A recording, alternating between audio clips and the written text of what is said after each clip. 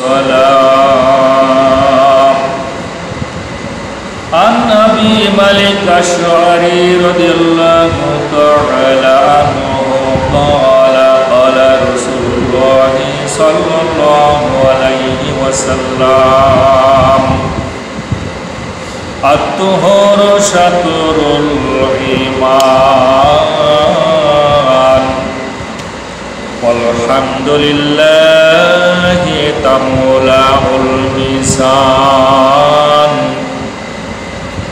وسبحان الله والحمد لله تملأان أو تملأ ما بين السماوات والأرض والصلاة نور والصدقات برهان والصبر ضياء والقرآن حجة لك أو عليك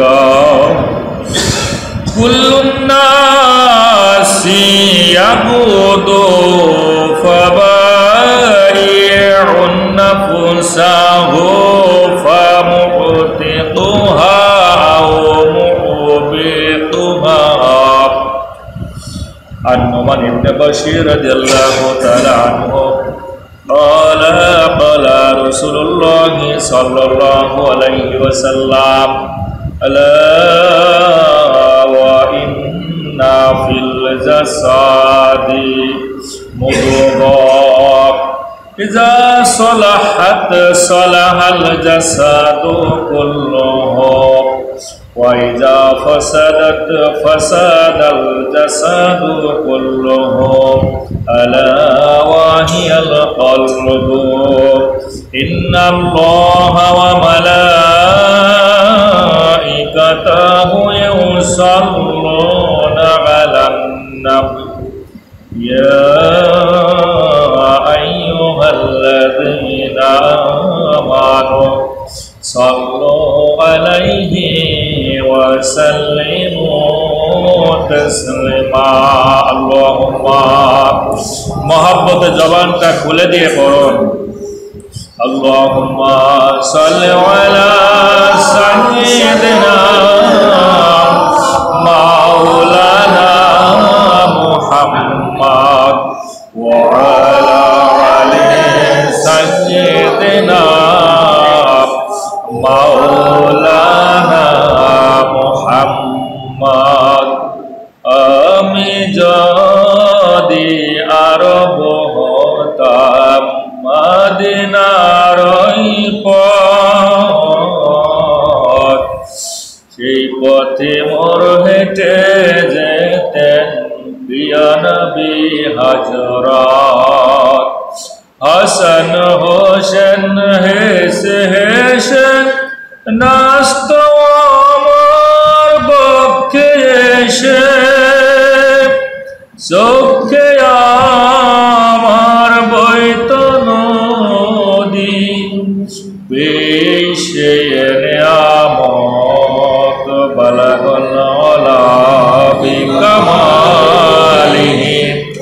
কশফত বিজামালিহি হাসনাত জামিউ খিসালিহি সাল্লু আলাইহি ওয়া আলিহি।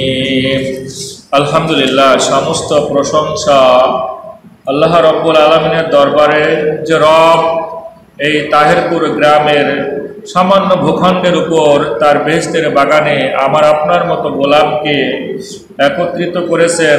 অত্র এলাকার অনেক মানুষ থাকার মধ্যেও আমাদেরকে যাচাই বাছাই করে এই কোরআনের ময়দানে সমাবেত হওয়ার যে তৌফিক আমাদের রব দিলেন, এজন্য আমরা মনের দরজাটা খুলে দিয়ে অন্তরের অন্তরস্থল থেকে শুকরিয়া আদায় করি আলহামদুলিল্লাহ। লাখো কোটি দরুদ ও সালাম সেই মানবতার মুক্তির একমাত্র আরবি নবী মুহাম্মদ রাসূলুল্লাহ সাল্লাল্লাহু আলাইহি ওয়াসাল্লাম। আল্লাহ রাব্বুল আলামিনের দরবারে আমরা আরো লাখ কোটি শুকরিয়া আদায় করব। এজন্যই যে আল্লাহ রাব্বুল আলামিন আমাদেরকে বিশেষ করে মসজিদ, মাদ্রাসা, বিশেষ করে বাংলাদেশের আনাচে কানাচে সব জায়গায় এই কোরআনুল কারিমের প্রোগ্রাম বিনা বাধায়, বিনা বিপত্তিতে, বিনা পারমিশনে এই যে সুযোগ করে দিলেন, এজন্য আমরা আরেকবার শুকরিয়া আদায় করি আলহামদুলিল্লাহ। ডক্টর মোহাম্মদ ইউনূস তিনি বলে দিয়েছেন যে কোরআনুল কারিমের প্রোগ্রামে কোনো থানার কাছে গিয়ে পারমিশন নেওয়া লাগবে না, কারোর কাছে পারমিশন নেওয়া লাগবে না। কোরআনের ময়দান হবে, কোরআনের কথা হবে, কোনো পারমিশন লাগবে না। Without permission, any person, any permission, without permission, permission ছাড়াই এনি ম্যান, যে কোনো মানুষ ক্যান অ্যারেঞ্জ দিস প্রোগ্রাম, এই প্রোগ্রামটা সে বাস্তবায়ন করতে পারে। এর জন্য আলহামদুলিল্লাহ। কারণ আমরা বিগত পূর্বে দেখেছি যে যখনই কোরআনুল কারিমের প্রোগ্রাম করার কথা চিন্তা ভাবনা করেছে কোনো মানুষ, আগে সর্বপ্রথম থানা বা জেলায় অনুমতি নেওয়ার প্রয়োজন হয়েছে, ঠিক কিনা?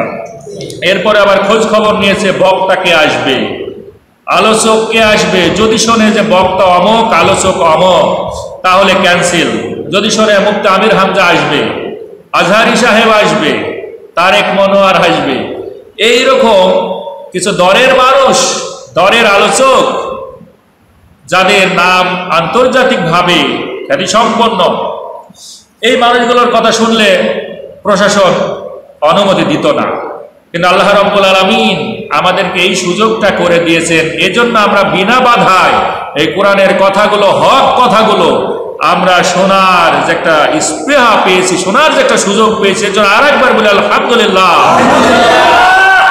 আমি অত্র তাহেরপুর গ্রামের সকল মা বোনদের উদ্দেশ্যে বলতে চাই, আপনারাও আলোচনাগুলো শুনবেন, পাশাপাশি আপনার পরিবারের সকল পুরুষদেরকে বের করে দেন এবং এই বেহেশতের ময়দানে, এই কোরআনের ময়দানে শরীক হওয়ার জন্য তাদেরকে আপনারা উদ্বুদ্ধ করেন। এর জন্য আল্লাহ রাব্বুল আলামিন আপনাদেরকে এই কোরআনের প্রোগ্রামে আসার জন্য যা যা দিবেন, বলেন সুবহানাল্লাহ। এজন্য আমরা এই কোরআনুল কারিমের প্রোগ্রামে, ময়দানে আমরা কেই মিস করব না। আসুন আমরা কোরআনুল কারিম থেকে যে আয়াতে কারিমা তেলাওয়াত করেছি, রসুলের দুইটা হাদিস আমি আপনাদের সামনে আলোকপাত করেছি, আমরা আজকের এই অতি গুরুত্বপূর্ণ কথাগুলো শুনবো, যা আপনাদেরই পরিচিত কথাগুলো, কিন্তু এর মধ্যে কি লুকিয়ে আছে এটা আমরা টেনে টেনে বের করব। প্রথমে একটা হাদিস আমি তেলাওয়াত করেছিলাম যে আত-তুহুরু শাতরুল ঈমান, রাওয়াহু মুসলিম, মুসলিম শরীফের হাদিস, 223 নম্বর হাদিস। আল্লাহর হাবিব বললেন যে পবিত্রতা হলো ঈমানের অর্ধেক।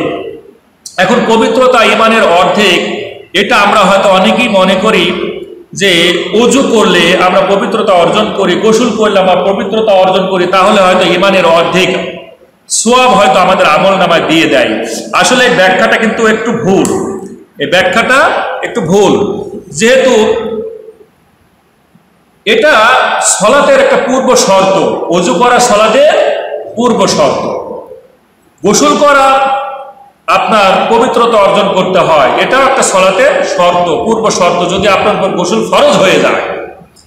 এখানে নামি দামি 5 জন মুফাসসিরগণ, 5 জন মুহাদ্দিসগণ, তাফসীরবিদগণ তারা ব্যক্ত করতেছে যে আসলে এই ঈমান এটা হলো আমাদের অন্তরকে কি করে, পবিত্র করে। ঈমান আমাদের অন্তরকে কি করে, পবিত্র করে। আর পবিত্রতা যেটা তাহরাত, এটা আমাদের বাহ্যিক পবিত্রতা করে।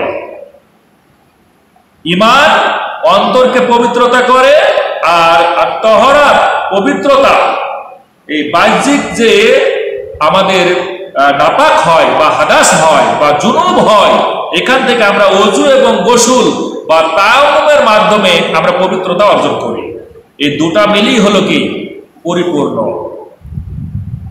তার মানে আরো যদি সহজ ভাষা আমরা বলতে চাই, এই 5 জন মুফাসসিরগণ আরো সহজ ভাষায় তিনি বলতে চাচ্ছেন, বিশেষ করে ইমাম নববী রহমতুল্লাহ আলাইহি এবং আল্লামা তুরবিস্তি রহমতুল্লাহ আলাইহি সকলের একই কথা যে ইমান খোদ শিরক থেকে মানুষকে কি করে? মুক্ত করে। শিরক থেকে কি করে? মুক্ত করে। ইমান যে আনলো সে শিরক থেকে বেঁচে গেল।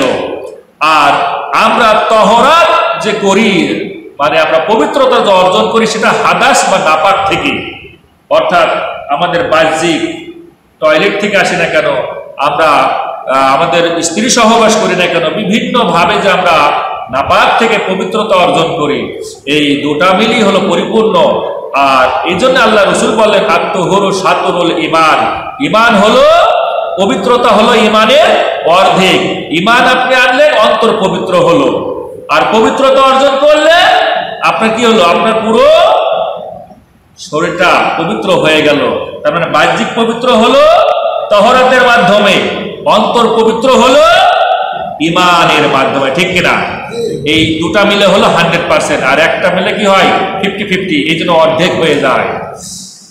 আল্লাহ রাব্বুল আলামিন কোরআনুল কারীম সূরা আল বাকারা, দ্বিতীয়তম সূরা আল বাকারা 3তম আয়াতের ভিতরে আল্লাহ সর্বপ্রথম জানিয়ে দিলেন আল্লাযীনা ইউমিনুনা বিল গায়ব। আল্লাহ জানিয়ে দিলেন, ও পৃথিবীর মানুষ, সর্বপ্রথম তোমরা যদি পবিত্রতা অর্জন করতে চাও, আমি রবের উপর তোমাদের ঈমান আনা লাগবে। ঈমান আনার পর সে মানুষটা কি হয়ে যায়? পবিত্র হয়ে যায়। আর ঈমানের পূর্বে যারা মুশরিক থাকে, যারা কাফের থাকে, যারা অমুসলিম, তারা কি পবিত্রতা অর্জন করে? করতে পারে না। এজন্য আত্মহুরু সাতুরুল ইমান, পবিত্রতা হলো ইমানের অর্ধেক। অর্থাৎ ইমানকে পরিপূর্ণ করতে গেলে আমার ভিতরে অন্তরকেও, কলবকেও পবিত্রতা অর্জন করতে হবে, বাহ্যিকভাবেও আমাদেরকে পবিত্রতা অর্জন করতে হবে। আল্লাহ রাসূল সাল্লাল্লাহু আলাইহি ওয়াসাল্লাম একটা সুসংবাদ দিলেন। এই হাদিসের মধ্যে কতগুলো সুসংবাদ দিলেন। আলহামদুলিল্লাহি তামলাউল মিজান। কেউ যদি একবার বিকলবিহি, এই অন্তর থেকে খুশি হয়ে বলে আলহামদুলিল্লাহ, আল্লাহর হাবিব বললেন কাল কিয়ামতের ময়দানে যখন সওয়াব পাপ মাফ করা হবে, আল্লাহর বান্দা ওই মানুষটা যখন আলহামদুলিল্লাহ পড়ে, ওই কিয়ামতের ময়দানে তার সবের দাড়িপাল্লা পরিপূর্ণ হয়ে যায়। সুবহানাল্লাহর গতি কিন্তু স্লো হয়ে গিয়েছে। এত সুসংবাদ, এত চমৎকার যে কেউ যদি একবার আলহামদুলিল্লাহ পড়ে, কিয়ামতের ময়দানে তার পরিমাপটা পরিপূর্ণ হয়ে যায়। বলেন সুবহানাল্লাহ। আল্লাহর হাবিব বিশ্ব নবী বললেন ওয়া সুবহানাল্লাহি ওয়াল হামদুলিল্লাহি তামলাআনি আও তামলাউ মা বাইনাস সামাওয়াতি ওয়াল আরদ। কেউ যদি খুশি হয়ে অন্তরের অন্তরস্থল থেকে, ও আমার তাহেরপুরের মা বোনেরা, আপনারাও যদি অন্তর থেকে একবার বলেন সুবহানাল্লাহি ওয়াল হামদুলিল্লাহ, আল্লাহ রাসূল বললেন এই আসমান আর জমিনের মধ্যে যত ফাঁকা জায়গা আছে সবে পরিপূর্ণ হয়ে যায়। তার মানে এটা ছোট্ট ছোট্ট কথা, কিন্তু এর ব্যাপকতা সো বিগেস্ট, বিশাল বড়, ঠিক কিনা? কথা ছোট, কথা খুবই নগণ্য, ছোট, কিন্তু এর ব্যাপকতা, এর ফজলত, এর হাকিকত বোঝার মতো ক্ষমতা আমি গোলাম, আপনার গোলাম ক্ষমতা না। এজন্য আমরা অবরে সবরে যখনই আমরা সুযোগ পাবো সুবহানাল্লাহি ওয়া বিহামদিহি বলতে খুবই সহজ, কিন্তু এর আমল, এর গুরুত্ব, এর তাৎপর্যের হাকিকত, এর ওয়ে অত্যন্ত ভারী। বলেন সুবহানাল্লাহ। আল্লাহ রাব্বুল আলামিনের হাবিব বিশ্ব নবী বললেন আসসালাতু নূর, সালাত হলো আলো, সালাত হলো জ্যোতি। এই সালাত মানে আমরা যে নামাজ আদায় করলাম, এই নামাজ যে আদায় করলো, এই আদায় করার কারণে তার জন্য এই সালাতটা হয়ে গেল জ্যোতি। অর্থাৎ প্রকৃত সালাত যদি আমরা আদায় করি, আমাদের অন্ধকার কবরটাকে আলোকিত করবে কে?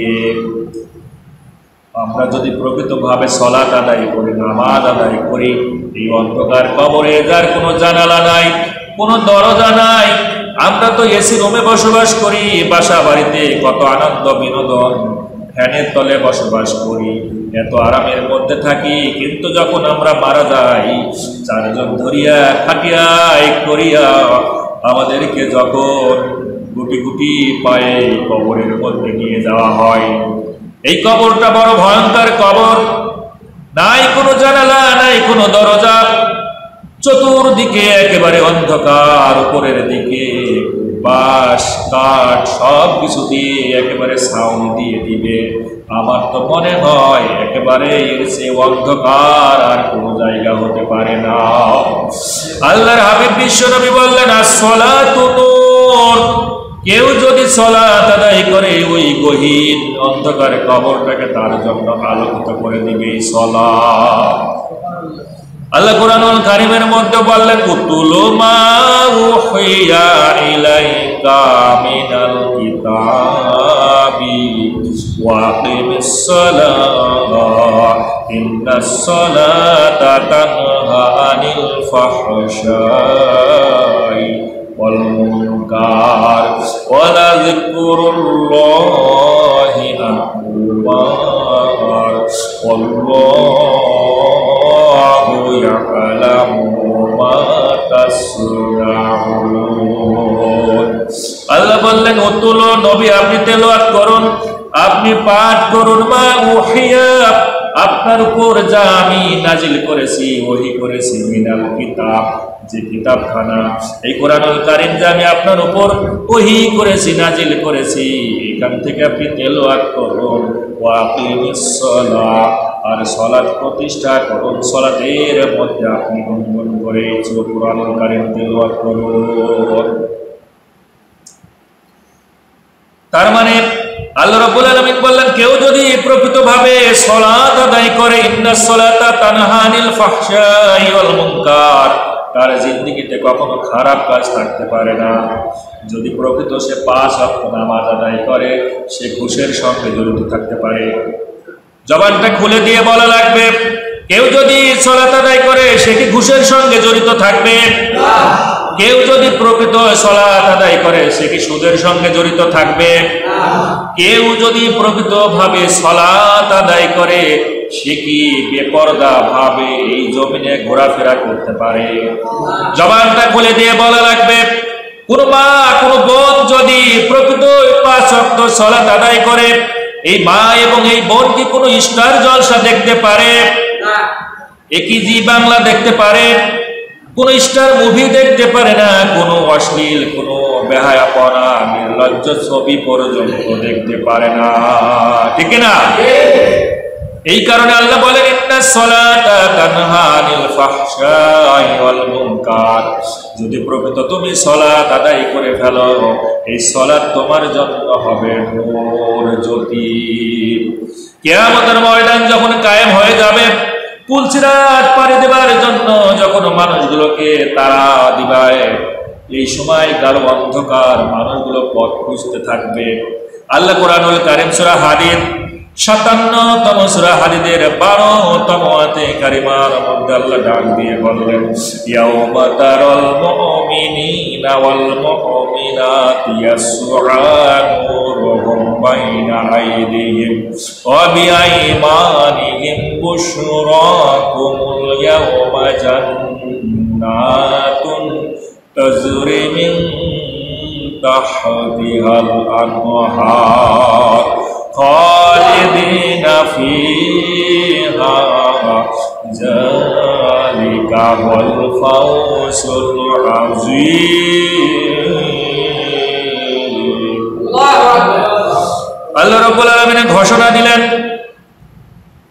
পবিত্র ঘোষণা দিয়ে দিলেন আমার রব, ইয়াউমা তারাল মুমিনিনা ওয়াল মুমিনাত ইয়াসআ নূরুহুম বাইনা আইদিহিম ওয়া বিআইমানিহিম।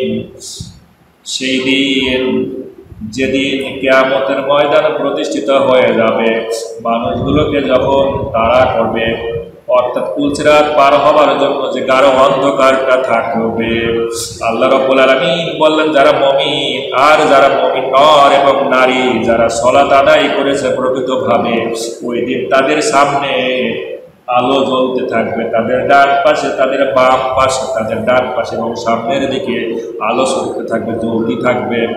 এই আলো দেখে দেখে মানুষগুলো ওই পুলসিরাত পার হবে, কঠিন অন্ধকারটা পার হয়ে যাবে। আল্লাহ বলেন বুশরাকুমুল ইয়াউমা জান্নাতুন তাজরি মিন তাহতিহাল আনহারু খালিদিনা ফিহা। আল্লাহ বললেন সুসংবাদ দাও আমার ওই মুমিন নর এবং মুমিন নারীদেরকে, সেই দিন আমি তাদেরকে জান্নাতটা হাতে তুলে দিব। কেননা প্রকৃত সালাত আদায় করেছে। অন্ধকার, গাঢ় অন্ধকার, ওই তিমির রশিটাকে আল্লাহ রাব্বুল আলামিন নিমেষেই জ্যোতি দিয়ে আলোকিত করে দিবেন। বলেন সুবহানাল্লাহ। কঠিন একটা মুহূর্ত আলোকিত করে দিবেন যদি আমরা প্রকৃতপক্ষেই সালাতটা আদায় করতে পারি। আল্লাহ রাসূল বিশ্ব নবী সাল্লাল্লাহু আলাইহি ওয়াসাল্লাম বললেন ওয়াসসাদাকাতু বুরহান, কেউ যদি সাদাকা করে, দান খয়রাত করে, এই সাদাকা দান খয়রাত তার জন্য একটা সার্টিফিকেট, তার জন্য দলিল। অর্থাৎ দলিল যার সম্পদ হয় তার, ঠিক কিনা? আপনার যে মাঠে জমি যদি থাকে 5 বিঘা, নিশ্চয় আপনার কিন্তু দলিল আছে। আপনার যদি দলিল না থাকে ওই 5 বিঘা জমি কিন্তু যে কেউ দখল করে নিতে পারে। দলিল যার জমি তার, আল্লাহ বললেন দান খয়রাত যদি করো কাল কিয়ামতের ময়দানে তোমার জন্য এটা দলিল হিসেবে থাকবে। আর ধৈর্য হলো আমাদের জন্য জ্যোতি, আমাদের ধৈর্য ধারণ করা লাগবে। আল্লাহর হাবিব বিশ্ব নবী বললেন আল কুরআন হুজ্জাতুন লাকা ওয়া আলাইকা, এই কোরআন যদি কোনো মানুষকে সুপারিশ করে ওই মানুষটা কখনোই জাহান্নামে যাবে না, ওই মানুষটাকে আল্লাহ রাব্বুল আলামিন জান্নাতে দিতে বাধ্য থাকবেন। আও আলাইকা, আর যদি কোরআন তার বিরুদ্ধে চলে যায় মানুষটা অবশ্যই জাহান্নামের মধ্যে যেতে বাধ্য থাকবে, ঠিক কিনা? আল্লাহ রাব্বুল আলামিনের হাবিব বললেন কুল্লুন নাসি ইয়াদউ ফামা, কুল্লুন নাসি ইয়াদউ ফাবাইউন নাফসাহু ফামুতিতুহা আও মুবিতুহা। আল্লাহর হাবিব বললেন প্রতিদিন সকালবেলা যখন হয়, সকালবেলায় কোনো মানুষ তার আমলের বিনিময়ে জান্নাতটাকে ক্রয় করে, আর প্রতিদিন এমন কিছু মানুষ আছে তার আমলের বিনিময়ে জাহান্নামটাকে ক্রয় করে নেয়। তার মানে আল্লাহ রাসূল খোলাসা করে দিলেন প্রতিদিন ফজর বেলায় যখন আজান হয়, ফজরের যখন আজান শুরু হয়ে যায়, মুয়াজ্জিন যখন আজান দেয়, এই আজান শুনে যারা সকালবেলায় ঘুমটা ভেঙে মসজিদের দিকে চলে আসে, প্রত্যেকটা দিন যখন সে মসজিদে আছে, সে জামাতে নামাজ আদায় করলো, জান্নাতকে সে আমলের বিনিময়ে ক্রয় করলো, ঠিক কিনা? কুল্লুন নাসি ইয়াকুদু মাবাইগুন নাফসাহু ফাতামুতিতুহা, সে ক্রয় করে নিল। আর যদি সে সকালবেলায় ঘুম থেকে উঠে বাজারের দিকে রওনা হয়ে যায়, ফজরের নামাজ নাই, ফজরে আজান হয়ে গেল, নামাজ নাই, সকালবেলায় ঘুম থেকে উঠে যদি লোকটা বাজারের দিকে রওনা হয়ে যায়, আল্লাহ রাসূল বললেন ও প্রতিদিন জাহান্নামটাকে ক্রয় করে নেয়। সুতরাং প্রত্যেকটা দিন আমরা মানুষ, কিন্তু আমরা হয় জাহান্নামকে আমাদের জন্য বরাদ্দ করে নিচ্ছি, অথবা জান্নাতকে আমরা আমাদের জন্য বরাদ্দ করে নিচ্ছি। কিসের মাধ্যমে? নামাজের মাধ্যমে, সালাতের মাধ্যমে, আমলের মাধ্যমে। অর্থাৎ ঘুম থেকে উঠে আপনি সিদ্ধান্ত নিচ্ছেন, আপনি ঘুম থেকে উঠে কিন্তু আপনি চূড়ান্ত একটা আমলের বিনিময়ে হয় জাহান্নাম কিনতেছেন, না হয় জান্নাত কিনতেছেন। এই জন্য আমাদেরকে একটু বুঝে বুঝে আমল করা লাগবে। আল্লাহ রাব্বুল আলামিন এই সালাতের ব্যাপারে বললেন ইয়া আইয়ুহাল্লাযীনা আমানু ইযা কুমতুম ইলা ইলাস সালাহ। ও পৃথিবীর যারা মানুষ, তোমরা ঈমানদার দাবি করো, আমি তোমাদেরকে অনেকগুলো মেসেজ দিতেছি। আল্লাহ 20টা সূরার 89টা আয়াতের মধ্যে 89টা মেসেজ দিয়েছেন। তার মধ্যে এই আয়াতের মধ্যে অর্থাৎ সূরা মাইদার 6তম আয়াতের মধ্যে চমৎকার একটা মেসেজ দিতেছে। আল্লাহ বললেন, ইজা কুনতুম, যখন তোমরা দাঁড়াবা, ইজা কুনতুম, যখন তোমরা দাঁড়াবা, ইলাস সালাহ, নামাজের জন্য, সালাতের জন্য যখন দাঁড়াবা, অবশ্যই তোমাদেরকে 13টা ফরজ আদায় করা লাগবে। কয়টা ফরজ? সালাতের জন্য যখন তোমরা দাঁড়াবা, সালাত যখন প্রতিষ্ঠা করবা, তখন অবশ্যই তোমাদেরকে একটা নয়, দুইটা নয়, কয়টা? 13টা ফরজ, 13টা শর্ত, 13টা আহকাম আরকান তোমাকে ফুলফিল করি এই সালাতের জন্য কি করতে হবে? প্রতিষ্ঠিত করতে হবে। অর্থাৎ সালাতের জন্য তোমাকে প্রস্তুতি নিতে হবে যে তুমি সালাতটাকে একেবারে পরিপূর্ণভাবে কমপ্লিট করতে পারতেছো যদি তুমি 13টা ফরজ, 13টা আহকাম আরকান পালন করতে পারো।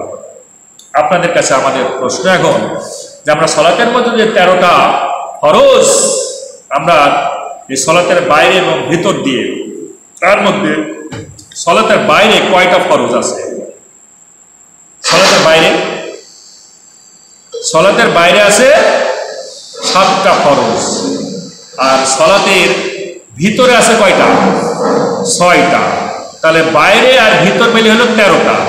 তো আমাদের বাইরে কেন আল্লাহ সুবহানাহু ওয়া তাআলা 7টা দিলেন আর ভিতরে মাত্র 6টা দিলেন কেন? বাইরে এত কেন বেশি দিলেন আর ভিতরে এত কম কেন দিলেন? এটা একটা আমাদের প্রশ্ন হয় না?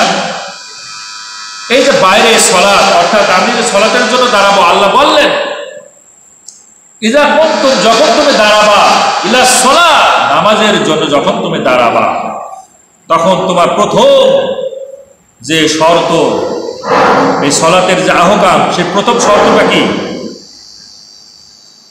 এই মাইকে কি শোনা যাচ্ছে? মাইকে বাইরে হচ্ছে না?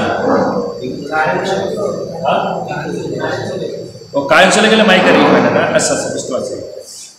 আমরা একটু দোয়া করি, আল্লাহুম্মা সাল্লি আলা সাইয়্যিদিনা মাওলানা মুহাম্মদ ওয়া আলা আলি সাইয়্যিদিনা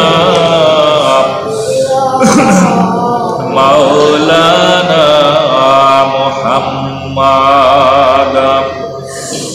দুনিয়ার মালিক তুমি আল্লাহ, আখিরাতের মালিক তুমি আল্লাহ, তোমার কাছে ফিরে যাব।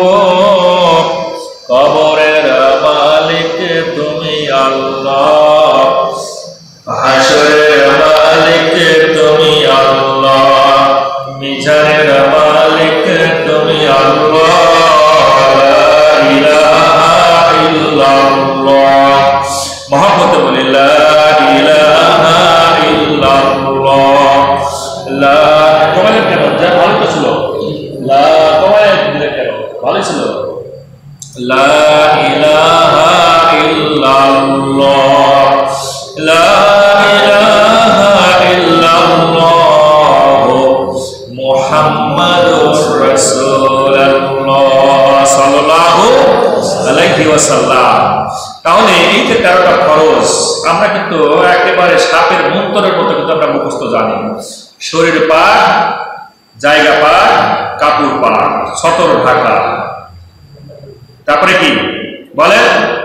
এই যে 13টা ফরজ আছে না, 13টা ফরজ কিন্তু আমরা একেবারে মানে সাপের মন্তর যেভাবে পাক করে আমরা এইভাবে কিন্তু মুখস্থ আমাদের, কিন্তু এর মধ্যে যে কি লুকিয়ে আছে এটা কিন্তু আজকে আমি টেনে টেনে বের করবো এবং আপনারা আশ্চর্য হয়ে যাবে এই জিনিসগুলো পাওয়ার পর, আমার বিশ্বাস।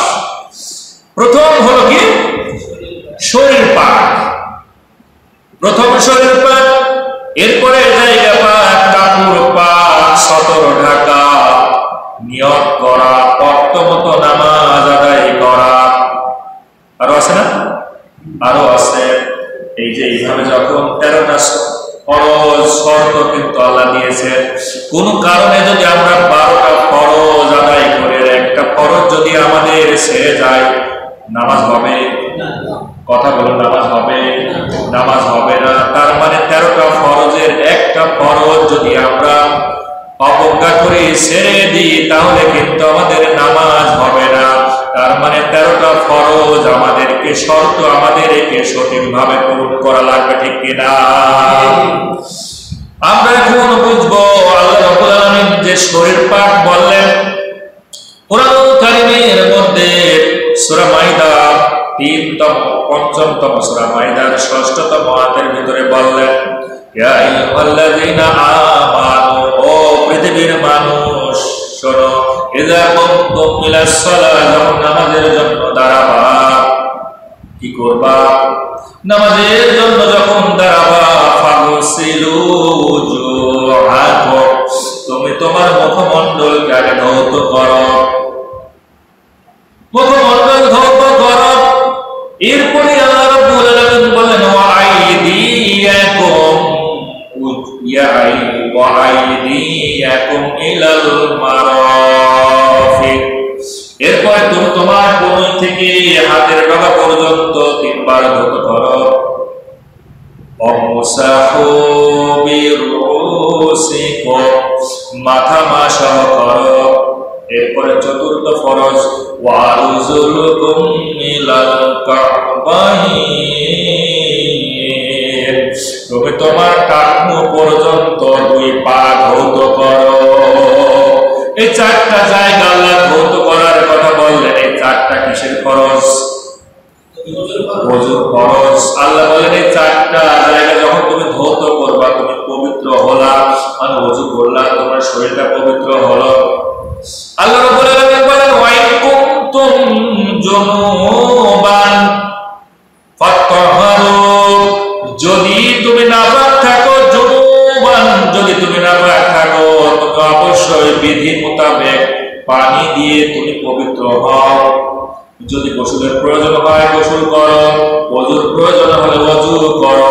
ওয়া ইন কুনতুম মারদা, আর যদি তুমি অসুস্থ থাকো, আও আলা সাফারিন, যদি তুমি সফরে চলে যাও, বহু দূর দেশে তুমি চলে যাও, আও জা আহাদুম মিনকুমুল গায়তি, আর যদি তুমি টয়লেট থেকে আসো, বাথরুম থেকে আসো, পায়খানা প্রস্রাবখানা থেকে তুমি যদি চলে আসো, আওলা মাসতুমুন নিসা, যদি তুমি স্ত্রী সহবাস করো, এই 4টা কাজ যদি তুমি করো, অবশ্যই তুমি কি করবা? পবিত্র হবা। ফালাম তাজিদু মান, যদি পানি না পাও, তুমি কি করবা? ফাতায়াম্মামু সাঈদান তাইয়্যিবা, তায়াম্মুম করে, মাটি নিয়ে তায়াম্মুম করে তুমি পবিত্রতা অর্জন করবা। কিভাবে পবিত্রতা অর্জন করবা? আমরা ওযুর কথা শুনলাম, গোসলের 3টা ফরজ, গড়গড়া কুলি করা, আর নাকের মধ্যেকার নোংরা পরিষ্কার করা, আর মাথার টিকি থেকে শুরু করে পা পর্যন্ত ধৌত করা, এই 3টা হলো গোসলের ফরজ। ওযুর ফরজ, গোসলের ফরজ, এগুলো পানি দিয়ে আমরা সম্পাদন করি। কিন্তু পানি যদি না পাওয়া যায়, ফালাম তাজিদু মান, যদি তুমি পানি না পাও, ফাতায়াম্মামু সাঈদান তাইয়্যিবা, মাটি দিয়ে তুমি তায়াম্মুম করবা, মাটি দিয়ে তায়াম্মুম করবা। ফামসাহু ওয়াজুহাকুম, তুমি কি করবা? এই মাটির উপর চাপ দিয়ে তুমি মুখমণ্ডলের উপর হাত একবার দিয়ে দিবা, ওয়া আইদিকুম মিনহু, আর একবার মাটির উপর হাত দিয়ে তুমি এই হাতের উপর একবার মাসের উপরে দিবা, তাহলে তোমার তায়াম্মুম হয়ে যায়। সুবহানাল্লাহ, সুবহানাল্লাহ। এগুলো হলো পবিত্রতার কথা। আল্লাহ রাব্বুল আলামিন কোরআনুল কারীমের মধ্যে দিক নির্দেশনা দিয়ে দিলেন। গোসলের ফরজ, ওযুর ফরজ পানি দিয়ে করা লাগবে, পানি যদি না পাও মাটি দিয়ে করা লাগবে। তার মানে 2টা জিনিস দিয়ে 3টা মাধ্যমে কিন্তু আমরা পবিত্রতা অর্জন করতে পারি, ঠিক কিনা? 2টা জিনিস হলো, এক পানি, আরেকটা হলো মাটি। পানি যদি না পাওয়া যায়, মাটি মাটি, অর্থাৎ এই দুইটা জিনিস আমাদেরকে পবিত্রতা করতে পারে তিনটা পদ্ধতিতে। একটা হলো ওযুর মাধ্যমে, আর একটা গোসলের মাধ্যমে, আর একটা হলো তায়াম্মুমের মাধ্যমে। ঠিক কিনা? তাহলে জিনিস হলো দুইটা। একটা কি? একটা পানি। পানি যদি না পাওয়া যায়, মাটি। পানি অথবা মাটি, এই দুইটা দিয়ে তিনটা পদ্ধতিতে, একটা পদ্ধতি হলো ওযু, আরেকটা পদ্ধতি গোসল, আর একটা হলো তায়াম্মুম। এই তিনটার মাধ্যমে কি করতে পারি? আমরা পবিত্রতা অর্জন করতে পারি। আস্তে আস্তে আপনাদের দিকে আমি এগিয়ে যাচ্ছি মূল কথাগুলোর দিকে। এই পবিত্রতার ব্যাপারে আমি দুইটা শব্দ পেয়েছি, অপবিত্রতার ব্যাপারেও দুইটা শব্দ পেয়েছি। আত-তাহরাত মানে হলো পবিত্রতা অর্জন করা, আর তয়্যিবা এটাও হলো পবিত্রতা অর্জন করা, আর হাদাস মানে নাপাক, আবার জুনুব মানে হলো নাপাক। এই যে মোট 18টা সূরার 26টা আয়াতে 31 বার আল্লাহ আত-তাহরাত এই শব্দটা কোরআনুল কারীমের মধ্যে দিয়েছে। বলেন সুবহানাল্লাহ। আল্লাহ রাব্বুল আলামিন তয়্যিবা এটাও একটা পবিত্র বোঝায়। এই শব্দটা কোরআনুল কারীমের মধ্যে মাত্র 5টা সূরার মধ্যে 15টা আয়াতে 16 বার আল্লাহ দিয়েছে। বলেন সুবহানাল্লাহ।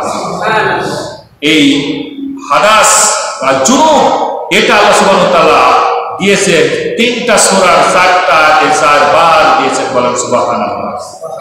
এখন কথা হলো যে আমরা যে আল্লাহ সুবহানাহু ওয়া তাআলা বললেন যে প্রথম যে ফরজ দিলেন যে শরীর পাক, আসলে এই শরীর কোন শরীর পাক? এটা কেমন পাক? আমার শরীরের উপর একটু গোবর লেগে গেছে, আমি এই গোবরটা ধুয়ে ফেললাম, তাহলে কি পাক হয়ে গেল? কথা বলা লাগবে। পাক তো হলো, অর্থাৎ আমার শরীরে কোনো কিছু লেগলো, আমি ধুয়ে ফেললাম, পবিত্র হয়ে গেলাম। কিন্তু আমরা এমন জিনিস ভক্ষণ করলাম, ওটা আপনি কি দিয়ে ধোবেন? বলেন, ওটা ধোয়া যাবে? আপনার শরীরে কোনো মল লেগে গেছে, পানি দিয়ে ধৌত করলেন, স্ত্রী সহবাস করলেন, তায়াম্মুম করলেন। এখন যদি আপনি স্ত্রীর জায়গায় আপনার বান্ধবীর সঙ্গে মাস্তি করেন, বলেন এটা কি দিয়ে পবিত্র করবে?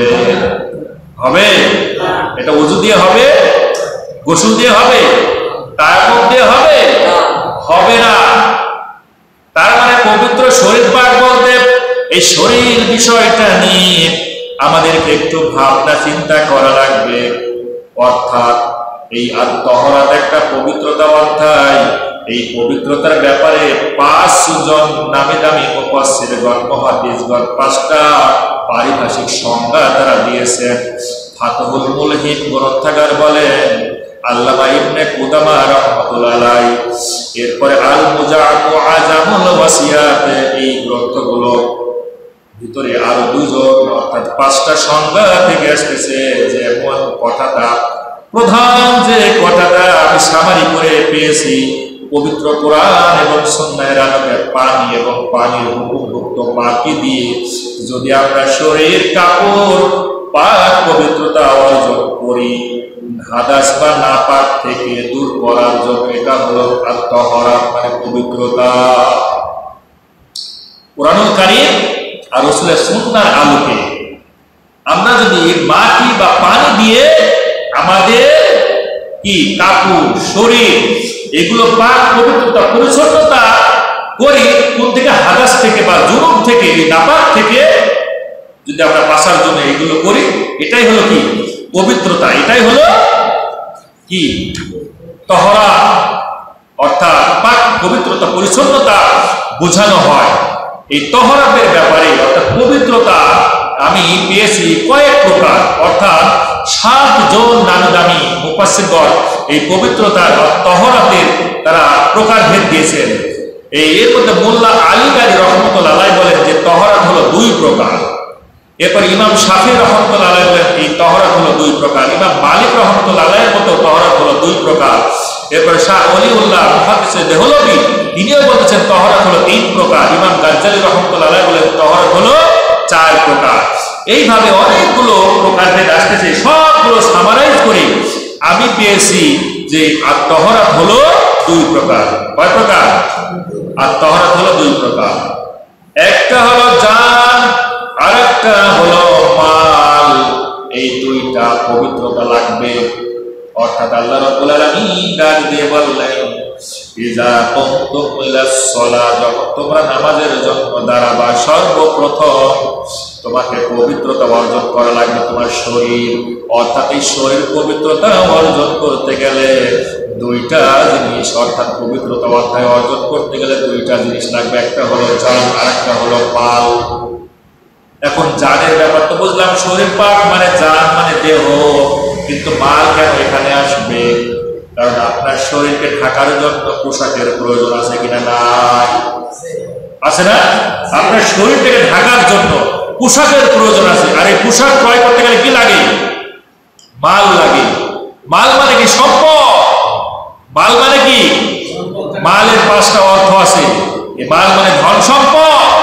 অর্থাৎ আপনার শরীরকে, নগ্ন শরীরকে আবৃত করার জন্য, ঢাকার জন্য কি লাগে?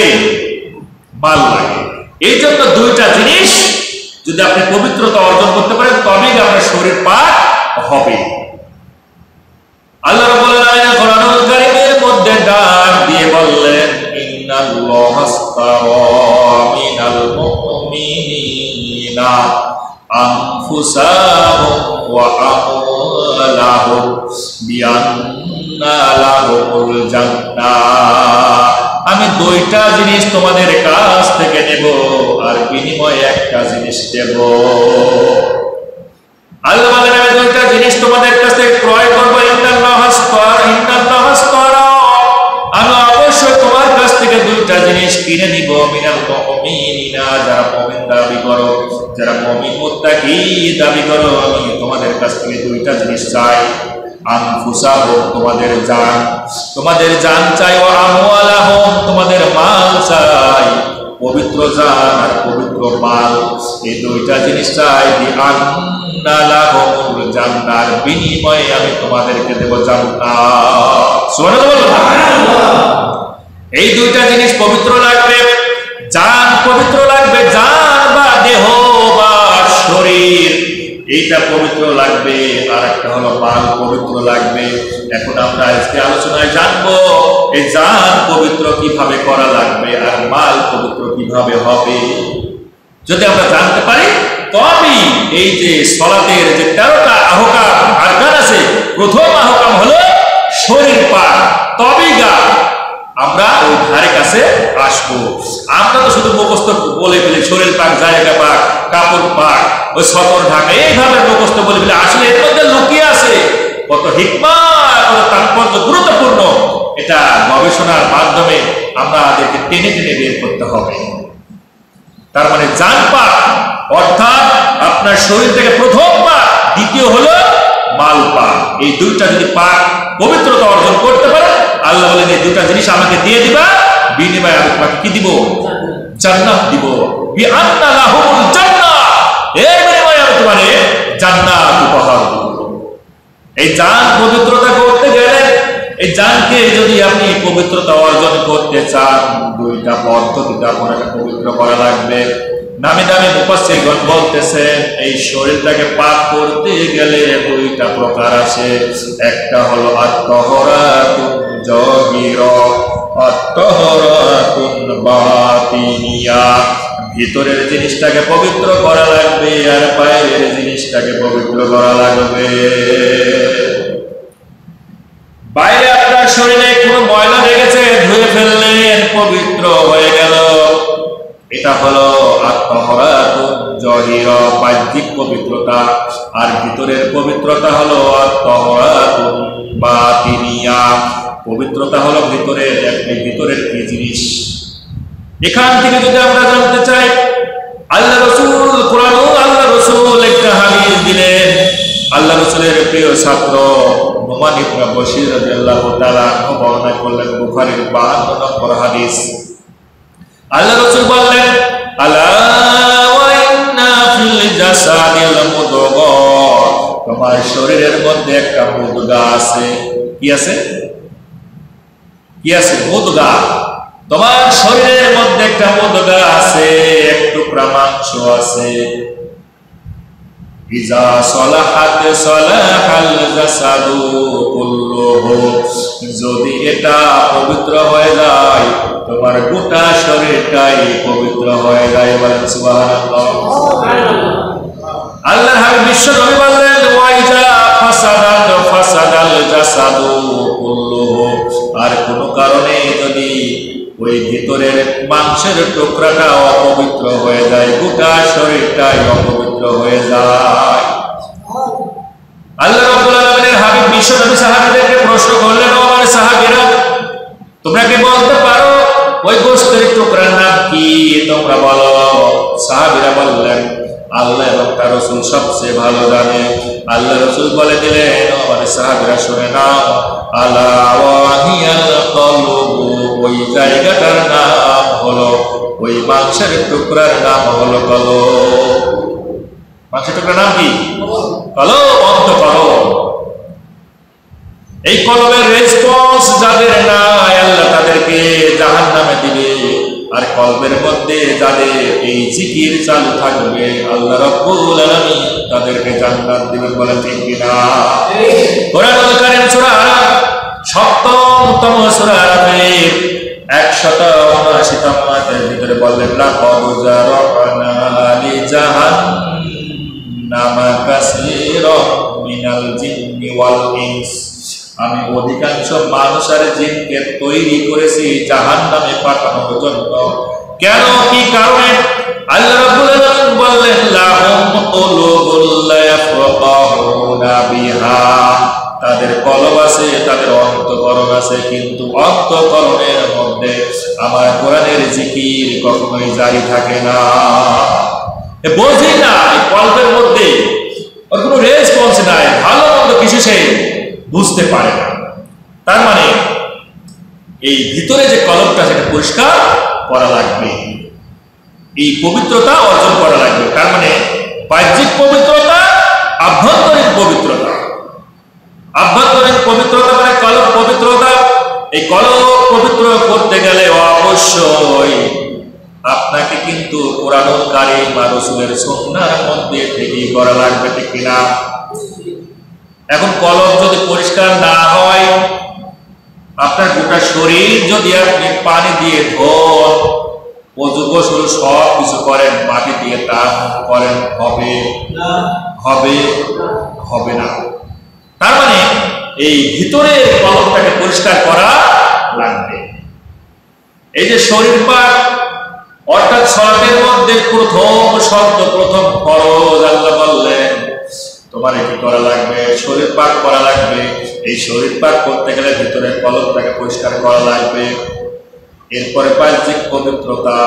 বাহ্যিক পবিত্রতা হলো আমার মাল, অর্থাৎ ভিতরের ওযু গোসল আর এইটার মাধ্যমে কিন্তু আমরা বাহ্যিক পবিত্রতা অর্জন করতে পারি। ২ নাম্বার, মালের পবিত্রতা করা লাগবে। এখন মালের পবিত্রতা অর্জন হয় কিসের মাধ্যমে? মালের পবিত্রতা অর্জন যদি করতে চান অবশ্যই আপনাকে দান খয়রাত করা লাগবে। দান খয়রাত ছাড়া কি মাল পবিত্র হয়? হবে না। আল্লাহ কোরআনুল কারীম সূরা আল বাকারা, দ্বিতীয়তম সূরা আল বাকারার ২৭৬তম আয়াতে কারিমার মধ্যে বললেন, ইয়ামহাকুল্লাহুর রিবা ওয়া ইউরবিস সাদাকাত ওয়াল্লাহু লা ইউহিব্বু কুল্লা কাফফারিন আযীম। আল্লাহ ডাক দিয়ে বললেন, আমি সুদকে পৃথিবীর মধ্যে নিশ্চিহ্ন করে দিই, ধ্বংস করে দিই, আর আমার রাস্তায় যারা দান খয়রাত করবে, সম্পদ ব্যয় করবে, এই সম্পদ ব্যয় করার কারণে তার মালটা আমি পবিত্র করে দিই। বলেন সুবহানাল্লাহ। তার মানে এই যে এতক্ষণ যে আপনারা আলোচনাটুকু শুনলেন, যে একটা শুধু এই 13টা আহকাম আরকানের মধ্যে একটা হলো যে শরীর পাক। এখন এই শরীর পাক আমরা মোটামুটি একটা ধারণা আসতে পারতেছি যে আমরা শুধু মুখস্থ করে মানে মনের মধ্যে রেখে দিলাম শরীর পাক, জায়গা পাক, এই প্রত্যেকটা পাকের মধ্যে আপনি গবেষণা করলে বেরিয়ে আসবে কথাগুলো। এই শরীর পাক আসলে কি শরীর পাক? এখন আল্লাহ রাব্বুল আলামিন বললেন, যদি তোমার ওই ভিতরের কলবটাকে পরিষ্কার করতে চাও, ভিতরের ওই মুদগা যদি পরিষ্কার করতে চাও, পবিত্রতা করতে চাও, তাহলে কি লাগবে? হালাল খাবার লাগবে, ঠিক কিনা? হালাল খাবার যদি আমরা গ্রহণ না করি, হালাল খাবার যদি আমরা না খাই, বলবে ওই কলব কি পবিত্র থাকবে না অপবিত্র হয়ে যাবে? আল্লাহ কোরআনুল কারীমে বললেন, ইয়া আইয়ুহান নাসু কুলু মিম্মা ফিল আরদি হালালান তাইয়্যিবা। ও পৃথিবীর মানুষগুলো শুনে নাও, পৃথিবীর মধ্যে আমি যে হালাল খাবারগুলো দিয়েছি, তোমরা ভক্ষণ করো এই হালাল পবিত্র খাবারগুলো। ওয়ালা তাত্তাবিউ খুতুওয়াতিশ শাইতান, আর ভুলেও শয়তানের পদঙ্ক অনুসরণ করো না। তাহলে এখন আমরা পার্সোনালি, ব্যক্তি বিশেষে বাংলাদেশে যদি আমরা চিন্তা করি, তাহলে আমরা কয়জন এই শরীর পাক নিয়ে সলাতে আসি? আমরা তো ধারণায় আনি নাই যে শরীর পাক এটা আবার কি? সলাতের 13টা ফরজ, 13টা আরকান হোকাম, একটা হলো শরীর পাক, জায়গা পাক, এই সবই তো বললেন। এই শরীর পাকের মধ্যে যে কি লুকিয়ে আছে এখনো তো আমি কঠিন করে আপনাদেরকে বলেই না। বললে তো হয়তো দৌড় মারবে, কয়েকজন তো দৌড় দিচ্ছে, আবার কয়েকজন আসতেছে, কারণ হয়তো দেখতেছে তো মিলতেছে না, অনেকের মিলতেছে না, সে আর এই মাহফিলে আসে না, যে আসলে গিয়ে কি করবো, কারণ আমার শরীরের মধ্যে তো হালাল যায় না, তা আমার ওই মুদ্রাটার পবিত্র নাই, ওয়াজ শুনে আর কি হবে? আল্লাহ বললেন, তুই যে ওয়াজ শুনে যদি আসতি তাহলে আমি তোর পরিবর্তন করার ব্যবস্থা করে দিতাম। তুই যে আসবি না, যখন যা তোর পরিবর্তন করার সুযোগ তুই পাবি, তুই এইখান থেকে দূর হয়ে যা। আল্লাহ রাব্বুল আলামিন বললেন, ওয়াসুলাহা, যারা নিজেদেরকে সংশোধন করে, ওয়াসুলাহা, যারা সংশোধন করে, অতীত জীবনে যারা ভুল করেছে, হারাম খেয়ে শরীরটাকে তৈরি করেছে, এত কিছুর পরেও যদি আল্লাহ বললেন ওই মানুষটা যদি সংশোধন হয়, যদি বলে আমি ভুল করেছি, ভুল বুঝতে পেরে যদি সংশোধন হয়ে যায়, ওয়ালা খাউফুন আলাইহিম ওয়ালা হুম ইয়াহজানুন। আল্লাহ বলেন, কোনো ভয় নাই, কোনো চিন্তা নাই, আমি রব তোর তামাম জীবনের গুনাহগুলো মাফ করে দিব। কিসের ভয়? কেন ভয় করো? তোমার রব তোমারে ডাকতেছে, কোনো ভয় নাই, কোনো চিন্তা নাই, আমি সব ক্ষমা করে দিব। কিন্তু তোমার তো আশা লাগবে, বেহেশতের বাগানে আশা লাগবে, ওয়াসলাহা, সংশোধন করা লাগবে। আপনার পরিবারে যদি আপনার মোটর সাইকেল নষ্ট হয়ে যায়, নিশ্চয় আপনি মেকারের কাছে যান ওই মোটর সাইকেলটাকে রিপেয়ার করার জন্য, ঠিক কিনা? আপনার গাড়ি নষ্ট হয়েছে, আপনি গাড়িটাকে মেকারের কাছে নিয়ে যান সংশোধন করার জন্য, কিন্তু আপনি নিজেও জানেন সারাটা জীবন আমি অন্যায় ভাবে চলেছি, অপরাধ জগতের কিং হয়ে বাস করেছি, সুতরাং আমার সংশোধনের প্রয়োজন আছে কিনা? নাই। সংশোধন কিন্তু যেখানে সেখানে হয় না, সংশোধন যদি করাই লাগে 5 ওয়াক্ত সালাতে এসেই কিন্তু সংশোধন করা লাগে, ঠিক না? পৃথিবীর মধ্যে যত ইবাদত আছে আপনি একবার গুরুত্ব দিয়ে ভাবেন, এই কোরআন যদি আপনি গবেষণা করেন, আপনি বাধ্য হবেন এই পৃথিবীর মধ্যে যত ইবাদত আছে সকল ইবাদতের মধ্যে প্রথম ইবাদত আল্লাহর প্রতি ঈমান আনা, তারপরে শ্রেষ্ঠ ইবাদতের নাম হলো সালাত আদায় করা, ঠিক কিনা? এরপরে শ্রেষ্ঠ ইবাদত হলো আপনাকে যে ধন সম্পদ আল্লাহ দিয়েছেন বৈধ উপায়ে সেটা খরচ করা, ঠিক কিনা? আল্লাহ কোরআনুল কারীম সূরা আল-বাকারা দ্বিতীয়তম সূরা আল-বাকারার 3তম আয়াতের মধ্যে এই সমাধান দিয়ে দিলেন, আল্লাযীনা ইউমিনুনা বিল গায়বি ওয়া ইউকিমুনাস সালাতা ওয়া মিম্মা মিম্মা রাযাকনাহুম ইউনফিকুন। আল্লাহ বললেন, আমার প্রতি ঈমান নিয়ে সর্বপ্রথম, আর দ্বিতীয় ঈমান আনার পর তুই নিজেকে সংশোধন করবি সালাতের মাধ্যমে। শ্রেষ্ঠ ইবাদত, পৃথিবীর মধ্যে সর্বশ্রেষ্ঠ ইবাদত হলো সালাত আদায় করা। এই সালাতের পরেই মিম্মা রাযাকনাহুম, আমি যে তোদেরকে যা সম্পদ দিয়েছি, ইউনফিকুন, আমার রাস্তায় খরচ কর বৈধ উপায়ে। এই সম্পদ দান খয়রাত করলে যে কবুল হবে আল্লাহর দরবারে তা নয়। এই দান খয়রাত কবুল হওয়ার শর্ত হলো তিনটা। কয়টা? জবানটা খুলে দিয়ে বলেন, শর্ত কয়টা? তিনটা শর্ত। এক নম্বর শর্ত হলো আপনাকে বৈধ সম্পদ, মানে হালাল সম্পদ আল্লাহর রাস্তায় খরচ করা লাগবে। ঠিক কিনা? এখন সালমান ইবনে রহমানের মতো যদি ব্যাংকগুলোকে একবারে দেউলিয়া বানিয়ে যদি আপনি আল্লাহর রাস্তায় খরচ করতে চান, ও নিজের একজন দরবেশ, চিন্তা করবে যে যাক দরবেশ এই ব্যাংকের জিনিস আবার যদি দান খয়রাত করে দেয় তাহলে তো কবুল হয়ে যাবে। হবে? হবে? হবে না। মুরাদ তাকে বললো, ইসলাম তো আর বাংলাদেশে চলতে পারে না, কারণ আমরা বাংলাদেশকে স্বাধীন করেছি ইসলামকে চালানোর জন্য না। আর একজন নাস্তিক তো মরেই গেছে, ওই যে কি নায়ক ছিল, নায়ক ফারুক ছিল, সে তো এই নাস্তিকটা বলেই ছিল যে আমরা দেশ স্বাধীন করেছি ইসলাম কায়েমের জন্য নয়। তুই গরম এত খাপাসে যে কত গরম হচ্ছে আল্লাহ ভালো জানে। ঠিক কিনা? যারা এই পৃথিবীর মধ্যে আল্লাহর সঙ্গে বাড়াবাড়ি করবে, সীমা লঙ্ঘন করবে, যারা এই পৃথিবীর মধ্যে এই কোরআনকারীদের সঙ্গে বেয়াদবি করবে, তাদের খাপাসি গরম হবে কি হবে না বলেন?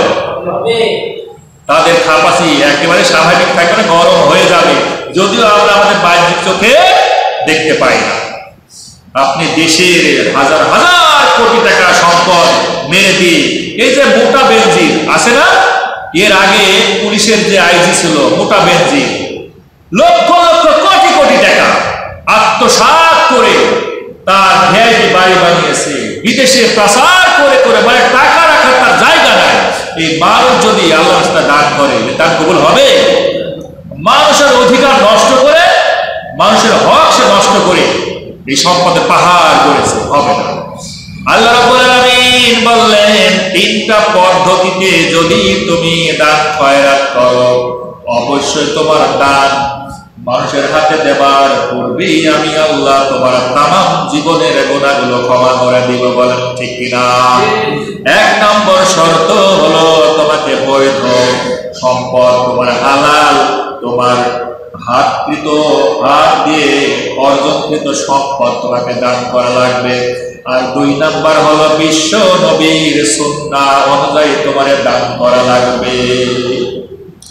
বিশ্বনবী যেভাবে বলেছে দান করা, সেই আদর্শের মধ্যে থেকে দান করা লাগবে। শয়তানের মতো খরচ করলে হবে না। এখন দেখা গেল এই তাহিরপুরে নর্তকে মমতাজ আসলো, আসার সঙ্গে সঙ্গে এখন হয়তো যুবক ভাইরা হয়তো বললো যে আমরা একজন ওই শয়তানের মুয়াজ্জিনকে এনেছি, তো এখানে তো আযান দিবে, তো তোমরা কিছু দান খয়রাত করো। এই দান কবুল হবে? হবে? এটি কি রাসূলের আদর্শ? না। আপনাকে খরচ করতে হলে রাসূলের আদর্শের মধ্যে থেকেই খরচ করা লাগবে। তিন নম্বর শর্ত আপনার দান কবুল হবে, তিন নম্বর শর্ত হলো আপনাকে জায়গা মতো এই দানটা পৌঁছানো লাগবে। যাকে তাকে দিলে হবে না। এক নম্বর হালাল সম্পদ দান করতে হবে, দুই নম্বর রাসূলের সুন্নাহ মোতাবেক দান করা লাগবে, তিন নম্বর জায়গা মতো দানটা পৌঁছাতে হবে। এখন বর্তমানে সবচেয়ে অসহায় বাংলাদেশের মধ্যে কারা বলেন তো? এই যে বন্যায় আক্রান্ত যে মানুষগুলো, বন্যায় আক্রান্ত আজ যে মানুষগুলো, এই মানুষগুলো অসহায় তারা। সুতরাং আমরা যতটুকু পারি, 1 কেজি চিনি হোক, হাফ কেজি লবণ হোক, 1 কেজি মুড়ি হোক, 1 কেজি লবণ হোক, আপনার বাসার এই শুকনা খাবার যাই হোক না কেন, প্রত্যেকটা মসজিদে আদায় করার জন্য জেলা প্রশাসক থেকে, থানা প্রশাসক থেকে অর্ডার করতেছে। এগুলো পৌঁছায়া দিবেন। এই সমস্ত মসজিদে এগুলো কালেকশন হয়েছে দেখলাম, অনেক এসে দিয়ে যাচ্ছে এবং অনেক পুতলা পুতলি দিয়ে যাচ্ছে, কেউ টাকা দিয়ে যাচ্ছে। আপনারাও চেষ্টা করেন যারা নির্ভরযোগ্য যে প্রতিষ্ঠান এই টাকাগুলো দিলে পৌঁছাবে তাদের হাতে দিয়ে দেন, ইনশাআল্লাহ এই দান চলে যাবে তাদের দপ্তরে। তার আগে আপনার সম্পদ পবিত্র হবে না। আল্লাহ নিজে বললেন, তুমি সুদ খাবা, সুদের ব্যবসা করবা, আর তোমার সম্পদ তুমি হালাল করতে চাও, আমি তো সব তোকে একবারে কি করে ফেলবো, ধ্বংস করে ফেলবো, ঠিক কিনা? তোর সম্পদ ধ্বংস করবো, তোরেও আমি ধ্বংস করে দিব। আর যারা সদাকা করে, দান খয়রাত করে, আল্লাহ বললেন তার সম্মান, তার মান, তার মর্যাদা তত্তর করে তাম দুনিয়ার মধ্যে প্রতিষ্ঠিত করে দিই, আর পৃথিবীর বুক থেকে যখন আমি নিয়ে আসবো তাকে আমি জান্নাত তাকে উপহার দিয়ে দেবো, ঠিক কিনা? তাহলে আমরা বুঝতে পারলাম এই যে সালাতের 13টা ফরজ, কয়টা ফরজ? 13টা ফরজ। এই 13টা ফরজ, তার প্রথম ফরজ হলো, প্রথম আহকাম হলো, প্রথম শর্ত হলো, প্রথম রুকন হলো শরীর পাক। এই শরীর পাক নিয়ে কথা বলতে গেলে আত্মহরা, এই আত্মহরা মানে পবিত্রতা অধ্যায় চলে আসে। আর এই পবিত্রতা অর্জন করতে গেলে আমি সামারাইজ করে দিচ্ছি, এই পবিত্রতা অর্জন করতে গেলে দুই ভাবে করা লাগবে, একটা হলো জানের পবিত্র আর একটা হলো মালের পবিত্র। এই শরীর পাক মানে আল্লাহ বলতে আমার সালাতে দাঁড়াবি, আমার সামনে দাঁড়ায়া যাবি, ইজা কুনতুমুলা সালাত, আমার সামনে যখন দাঁড়ায়া যাবি, এই দুইটা পবিত্রতা নিয়ে আয়, তোর সালাত আমি আল্লাহ সঙ্গে সঙ্গে কবুল করে দেব। বলেন ঠিক কিনা? এক হলো জান, এই জানকে পবিত্র করতে গেলে আমার আত্মহরাত জহিরা, আত্মহরাত বাতিনিয়া, অর্থাৎ বাহ্যিক পবিত্রতা লাগবে, আর ভিতরে যে কলব আছে এই কলবটাও পবিত্র করা লাগবে। আমরা যারা বসে আছি এখানে কিন্তু আমরা শুধু সাধারণ মানুষ বসে নাই, আমাদের কিন্তু আর একটা টাইটেল আছে। নাম কি ওই টাইটেলটা? আমানু। আল্লাহ ডাক দিয়ে বললেন, ইয়া আইয়ুহাল্লাযীনা আমানু, ওহে তোমরা যারা ঈমানের দাবি করো, মসজিদে বসে আসো, শোনো, কারণ মসজিদে মানুষ আসে না, মসজিদ আসে ঈমানদাররা, ঠিক কিনা? ঈমানদার যারা মসজিদে এসো আর দাবি করো তোমরা মুমিন, অবশ্যই কুলু মিন তাইয়্যিবাতি মা রাযাকনাকুম, আমি তোমাদেরকে যে হালাল খাবারগুলো দিয়েছি ওই হালাল খাবারগুলো ভক্ষণ করো, তোমার কলব অপবিত্র হবে না, পবিত্র হবে, ঠিক কিনা? ওয়াশকুরু লিল্লাহি ইন কুনতুম ইয়্যাহু তা'বুদুন, যদি সত্যি সালাত আদায় করতে চাও, প্রথম আহকাম শরীর পাক যদি তোমরা করতে চাও, অবশ্যই তোমাদেরকে হালাল খাবার খাওয়া লাগবে, তবে তার ভিতরে এই কলবটা পরিষ্কার থাকবে। আল্লাহ নবী রাসূলকেও ছাড় দেয় নাই, ইয়া আইয়ুহার রাসূল কুলু মিনাত তাইয়্যিবাত ওয়া আমালু সালিহান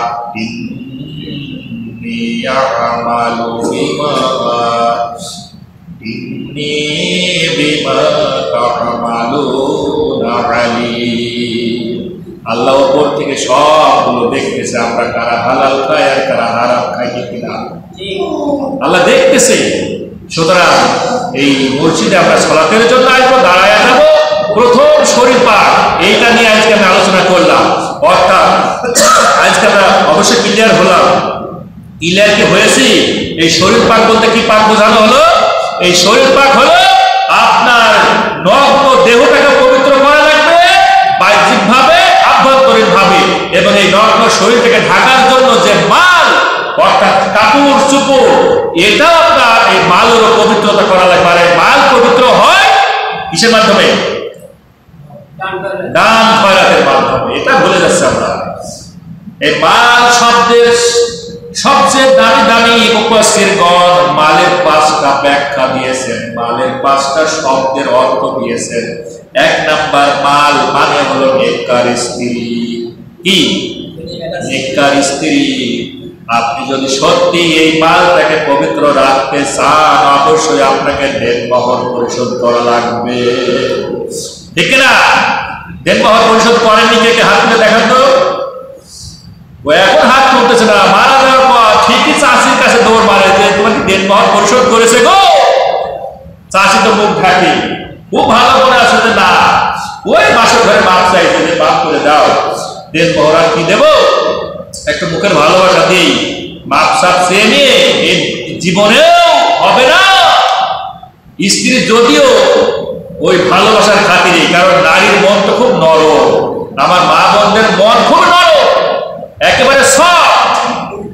এই নরম মন আপনি যখন একটু ভালোবাসা দিয়ে ওই বাসর করে হাত বোলাইয়া দিয়ে যখন বলেন যে এই দেনমোহর আল্লাহর রাস্তায় মাফ করে দাও, নারীর মন আচ্ছা ঠিক আছে যাও দিলাম। এখন মাফ না করে কি করবে? অসহায়ের মতো স্বামী বলতেছে তুমি মাফ করে দাও, হবে না। এই মালকে যদি আপনি পবিত্র রাখতে চান, এই মালের পবিত্রতা অর্জন যদি করতে চান, এই যে শরীর পাক নিয়ে যদি সালাতে দাঁড়াতে চান, অবশ্যই দেনমোহর পরিশোধ করা লাগবে। যারা হাত তুললেন না, গোপনে গোপনে ভালোই জানে, অত্র তাহেরপুরের মানুষ ভালো জানে।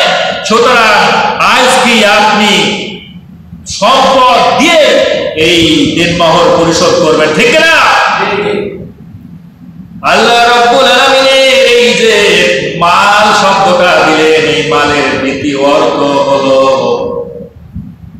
লোকবল, জনবল, অর্থাৎ লোকবল জনবল, এটা পবিত্র করা লাগবে। নিশ্চয় আমি যখন আমি পরিবারের কর্তা, পরিবারের যত সদস্য আছে সকল সদস্য কিন্তু আমার আহাল পরিজন, ঠিক কিনা? ওরা সব লোকবল জনবল, আমি হলাম তাদের কর্তা। আমি কর্তা হিসেবে অবশ্যই আমার পরিবারের পবিত্রতা লাগবে কি লাগবে না? একজন মেম্বার, পুরো গ্রাম, পুরো ওয়ার্ড, তাকে পবিত্রতা অর্জন করা লাগবে ওই লোকজনের দলের, ঠিক কিনা? যিনি একজন চেয়ারম্যান, পুরো ইউনিয়নের, তার লোকজনের পবিত্রতা অর্জন করা লাগবে। একজন এমপি, প্রধানমন্ত্রী, তার সমস্ত বাংলাদেশের মানুষ হলো তার জনবল, ঠিক কিনা? এখন প্রধানমন্ত্রী যদি গণভবনে বসে বসে হাঁস খায়, প্রধানমন্ত্রী যদি গণভবনে বসে বসে পুকুর ভরা মাছ খায়, আর প্রধানমন্ত্রী বসে বসে যদি ছাগলের রান খায়, আর জনগণ যদি ঝাল দিয়ে রুটি খায়, বলো পবিত্রতা হলো? বলে দেখেন না টিভিতে, কথা বলেন না কেন? এখন তো বাক স্বাধীনতা, এখনো যদি ভয় করেন, আল্লাহর কসম আপনি তাকওয়াবান হতে পারবেন না। কারণ তাকওয়াবান হতে গেলে পৃথিবীর কাউকে ভয় করা যাবে না। ভয় করবেন কাকে? আল্লাহকে। এটা কেন বলতে আপনাদের দেব? টিভির পর্দায়, Facebook, YouTube, Twitter, Instagram, press media, electronics, সব মিডিয়াতে দেখা গিয়েছে যে গণভবনে বসে বসে যে বলতো যে আমি তাহাজ্জুদ নামাজ আদায় করি, অথচ দেখা গেল নাই নামাজ পর্যন্ত পাওয়া যায়নি। আমি তাসবিহ ছাড়া গুনি না, তাসবিহ গুণ, অথচ একটা তাসবিহ ইউ পাওয়া যায়নি। অথচ দেখা গেল ওই গণভবনের মধ্যে বড় বড় ছাগলের রান, বড় বড় ইলিশ মাছ, আর আমরা চোখে দেখতে পাই না ইলিশ মাছ। যদিও চোখে দেখতে পাই, ও ভয় ওই জায়গায় যায় না, 2000 টাকা কেজি। আর আপনি আপনার জনগণকে আপনি কি পবিত্রতা করবে? এই মালের পবিত্রতা যদি করতে চান, আর এই প্রধানমন্ত্রীর আন্ডারে যত মানুষ সমর্থন করেছে সব একই পাপা সিক্ত হবে, ঠিক কিনা? আল্লাহর কোরআন যদি সত্য হয়,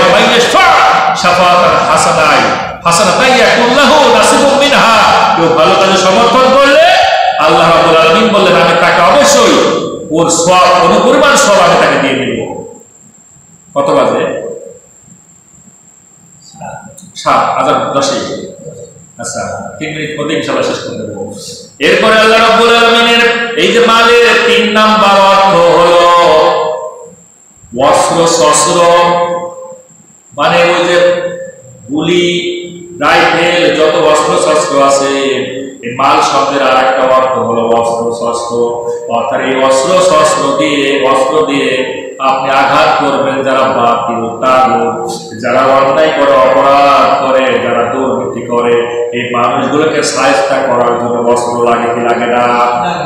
কিন্তু বাংলাদেশের চিত্রে দেখা যায় এই অস্ত্রগুলো দিয়ে সর্বপ্রথম সায়স্তা করে, এই অস্ত্র দিয়ে সর্বপ্রথম আঘাত করে নিরীহ আলে গোলামাদের উপর, ঠিক কিনা? এই অস্ত্র দিয়ে তার দলের লোকগুলো বেঁচে যায়, তার বিরোধী দলের মানুষগুলোকে ধরে আনে আয়না ঘরে রেখে দিয়ে তাদের এই অস্ত্র দিয়ে তাদেরকে কিন্তু আঘাত করে, ঠিক কিনা? আয়না ঘর বানিয়েছে এই অস্ত্র দিয়ে সাইজ করার জন্য। আপনি কেমনে এই মালের পবিত্রতা অর্জন করবেন? আমি যে পর্যায়ে, আমার নিচু পর্যায়ে যে আমার যে আহাল পরিবার আছে, আমি তাদেরকে পবিত্র করতে হবে। এই মালের আরেকটা অর্থ হলো ক্ষমতা। এই মালের আরেকটা অর্থ কি? ক্ষমতা। এই ক্ষমতার ব্যবহার যদি আপনি সুষ্ঠুভাবে না করেন, সমবন্টন যদি না করেন, তাহলে মালের পবিত্রতা হবে না। আপনি পরিবারের প্রধান কর্তা, আপনি পরিবারের হচ্ছে মুরব্বী, অর্থাৎ আপনার একটা ক্ষমতা আছে না? আছে। এখন আপনার ক্ষমতা এমনই ক্ষমতা, আপনি মসজিদে আসলে মাথায় টুপি দিয়ে সালাতের প্রথম যে আহ্বান, ওই শরীর পাক করার জন্য, আর আপনিও বেরোলেন একদিক দিয়ে, আর আপনার পরিবারের একজন লিপস্টিক দিয়ে বের হলো রাস্তা দিয়ে বেপরোয়া ভাবে, হলো এই ক্ষমতার ব্যবহার হলো না। ক্ষমতা আপনাকে দিয়েছে, ক্ষমতা প্রয়োগ করে আপনি পরিবারের কর্তা, আপনার কথাগুলো শুনবে তারা, এই বাধ্য করতে হবে। এবং এর জন্য দরকার ইসলামিক শাসনতন্ত্র, ঠিক কিনা? কারণ ইসলামিক শাসনতন্ত্র ছাড়া কখনোই সম্ভব নয় যে আমরা এই কথাগুলো তাদের ভাবে বলতে পারি। কারণ আপনি যদি বলতে চান, বরং উল্টা আরো কেস দিয়ে আপনাকে জেলের মধ্যে পুরে দেবে, আমি নামাজ পড়ি বা না পড়ি তোমার কিছু যায় আসে। অথচ একজন থানার দারোগা যদি সে বলে যে এই তাহেরপুরের খালি লিস্টটা দিবা যে কাল ফজরে নামাজকে আদায় করেন, আমার মনে হয় ওর শুধু খাকি পোশাকের কারণে নাকি সরকারি ভাবে একটা ক্ষমতা, এই ক্ষমতার প্রয়োগে এই তাহেরপুরের মানুষ সালাত আদায় করতে বাধ্য হয় কি হয় না? এই সেই সময় এসেছে, এখন সেই সময়টা এসেছে ইসলামিক শাসনতন্ত্র কায়েম করা, ঠিক কিনা? মানুষ সকলকে ভোট দিয়ে দেখেছে, অন্যান্য সবাইকে ভোট দিয়ে দেখেছে, কেউ কিন্তু জনগণের মঙ্গল চাইনি, চেয়েছে মঙ্গল চাইনি, জনগণের ভালো কেউ চাইনি। সবাই চেষ্টা করেছে ওই কানাডায় বাড়ি বানানোর জন্য, বেগম পাড়ায় বাড়ি বানানোর জন্য, তার নিজের পেটকে, উদরকে পরিপূর্ণ করার জন্য সবাই চেষ্টা করেছে। এজন্য এখনই সময় এসেছে সৎ লোককে নির্বাচন করে তাদের হাতে ইসলামিক শাসনতন্ত্র তুলে দেন। দেখবেন এই বাংলাদেশটা পুরো বিশ্বনবী সাল্লাল্লাহু আলাইহি ওয়াসাল্লাম যেভাবে সোনার মদিনা, সোনার মক্কা তৈরি করেছিলেন, এই বাংলাদেশটা কিন্তু একই কায়দায়, একই কোরআনুল কারীম দিয়ে সোনার বাংলাদেশে পরিণত হয়ে যাবে, ঠিক কিনা?